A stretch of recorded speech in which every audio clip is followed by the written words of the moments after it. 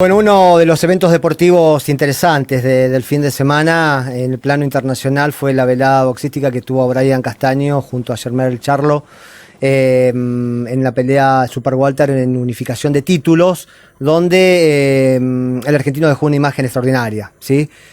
Con un rating también altísimo, altísimo para canal de aire, tanto Teis Sport como ESPN tuvieron un rating altísimo por esta pelea en la que el argentino demostró la calidad de competidor.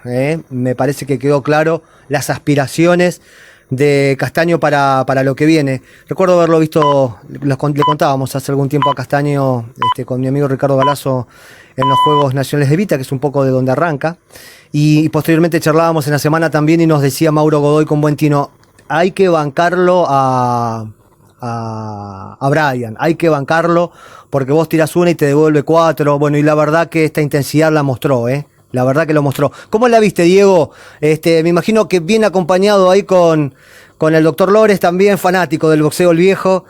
Aprovecharon para ver una velada que sin duda ha sido lo mejor de los últimos años. Así es, Daro, tuve la posibilidad de compartir la pelea con mi viejo que ama el boxeo. Claro. Todos los sábados está viendo las peleas, tanto nacionales como internacionales. Y la verdad, Daro, que creo que fue una gran pelea. Como argentino me sentí orgulloso, me sentí representado por Brian Castaño, un Castaño que llegó a dominar la pelea en algún tramo, luego en los últimos rounds se le complicó, recibió algún golpe, le costó recuperarse, pero al menos logró retener su título, el de la Organización Mundial de Boxeo, y seguramente con alguna chance de hacer alguna otra pelea importante y, ¿quién te dice después una revancha con Charlo? Vamos a darnos un lujito de poder charlar unos minutitos con un querido amigo, compañero, que algo sabe, algo sabe de boxeo, para mí uno de los mejores relatores de boxeo que tiene sin duda nuestro país. Lo tenemos cerquita, relator de fútbol, extraordinario amigo, el señor Javier Marcucci. Quiero charlar con Javi algunos minutos, le digo a la negra y a Pablito que se queden también unos minutitos más ya antes de la tanda. Javi, ¿cómo estás? Buenas tardes. Darito querido, qué gusto saludarte y se nota la amistad, que va acompañado de tantos elogios. Pero claro que sí, claro que sí. Y un saludo grande para todos los que te acompañan en esa radio que quiero mucho. ¿Cómo no va a ser así, amigo? No es para menos. ¿Qué viste? ¿Qué te gustó de la pelea con ese análisis clínico, de ojo clínico que tenés?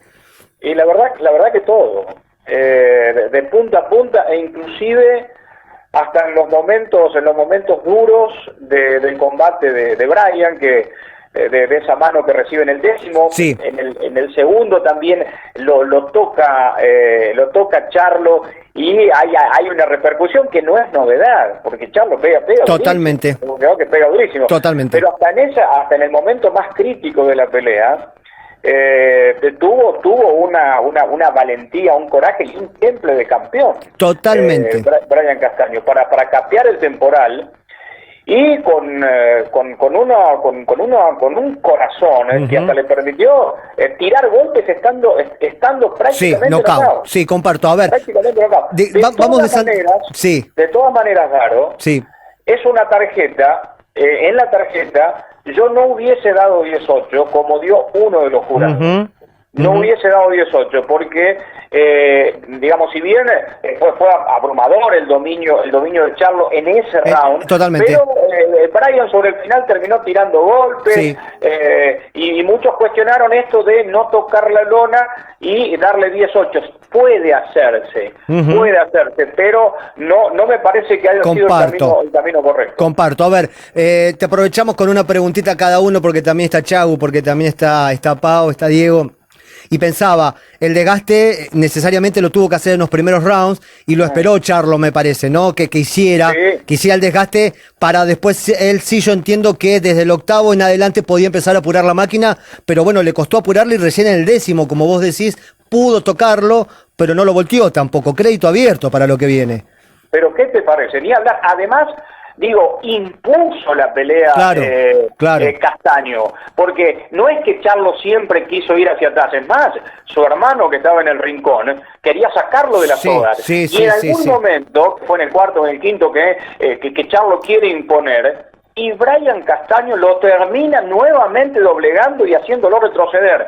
Creo que Castaño de alguna manera regalaba un poco el arranque en algún arranque de round para después terminar dominando. Pero insisto, fue el protagonista de la pelea, yo lo tuve 3 puntos arriba, le di el último, que muchos no se lo dieron, para mí el último round también lo ganó Castaño, y bueno, en el medio, digamos, porque rápidamente nos robaron. Sí.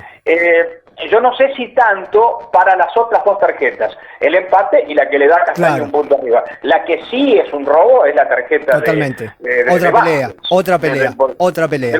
Que mira lo que hace, Daro, y no quiero irme largo con esto, pero sí para advertir de la manera en que se tejen las estafas. ¿Qué hace Vázquez? Le da una gran cantidad de puntos en la primera parte del combate, asegurándose la tarjeta para Charlo. Bien. En el primero se lo va a ganar a Charlo, el segundo se lo va a ganar a Charlo, recién el tercero lo va a ganar a Brian, pero le da el cuarto, el quinto, el sexto y el séptimo. Increíble. O sea, en ese momento del combate ya estaba asegurada la tarjeta de Charlo para Vázquez, por si la parte final del combate hay alguna duda. quedaba alguna duda, o iba a suceder el dominio de Castaño. Muy claro lo que aportá Javi, porque es verdad que no es un detalle menor en la definición de la pelea. Está Chagu, que también quiere saludarte, Javi. Hola, Chagu, querido. Querido, vos sabés que el sábado no la vi en vivo la pelea, y fue una picardía porque después la vi ya me grababa y era tarde para mandarte los clásicos mensajes de boxeo que siempre tenemos post peleada, pero es entretenido escucharte ahora y en vivo, porque vos sabés que en algunos parámetros que estás diciendo yo no coincido. Primero no coincido en el 10-8, para mí ese round fue 10-8, pero ¿por qué te voy a decir yo? Primero porque es la zona de donde se empieza a definir la pelea, donde ambos están cansados, donde ambos están buscando, y donde lo tuvo más cerca Charlo que Castaño. Para mí me parece que 10-8 era acertada ahí en ese punto. Y segundo, bueno, coincido con lo que decís, que para mí no fue tan robo como sale de todos lados, sí esa tarjeta de 17-11. Y a esto, con esto cuántas veces lo hemos dicho, Javi, ¿no? De la única forma de ganar afuera es o noquear a un campeón o hacer la pelea que hizo Maravilla con Chávez. Es de la única forma para destrabar un poco lo que es lo chancho, entre comillas, que es el boxeo en los últimos años. Sí. Bueno, tal cual, algunos pueden puntuar 18 y está bien, se acepta, no es, yo no hubiese dado 18 por la manera en que lo terminó, pero te entiendo absolutamente, Chagu. Y yo sinceramente creo que esta pelea con Charlo tiene mayor relevancia que la de Maravilla Martínez tiene mayor relevancia. Hay un campeón que tiene 3 coronas, no era el perfil de Chávez Juniors. No le quito mérito a un campeonísimo. No, está claro. Adoro a Maravilla, pero esto era realmente ir a buscar lo mejor de lo mejor en esta categoría. O sea, no es casual que Charlo sea campeón de 3 asociaciones. Pau, dale una cortita que te escucha Javi también. ¿Cómo estás, Javi? Buenas tardes. Bueno, escuchando un poco el análisis que haces, pienso lo mismo, coincido en un punto con Chau. Daba la sensación de que si Brian Castaño no lo noqueaba, esta pelea no se la iban a dar, con lo complicado que termina siendo, y de alguna manera se pierde un poco la credibilidad en un deporte que en una primera parte, sobre todo cómo se vendió esta pelea, ¿no? Nos tenía a todos muy, muy entusiasmados, a todos sentados ahí a la hora del combate, pero que de alguna manera pierde esa credibilidad. Y esto desgraciadamente sucede en el boxeo, ¿eh? Hay un gran negocio televisivo de por medio, o sea, no es una... que creo que lo entiende Castaño. Castaño no se volvió loco después del combate. Claro. Sí. Pero ante los ojos del boxeo vendedor, le quedan unas puertas abiertas a Castaño, que ahora veremos qué va a hacer, si será revancha con Charlo, qué sé yo, puede llegar a ser. Tienen un representante que naturalmente por eso se dio esta pelea. Claro. Es muy difícil coincidir en que peleen por todos los títulos. Totalmente.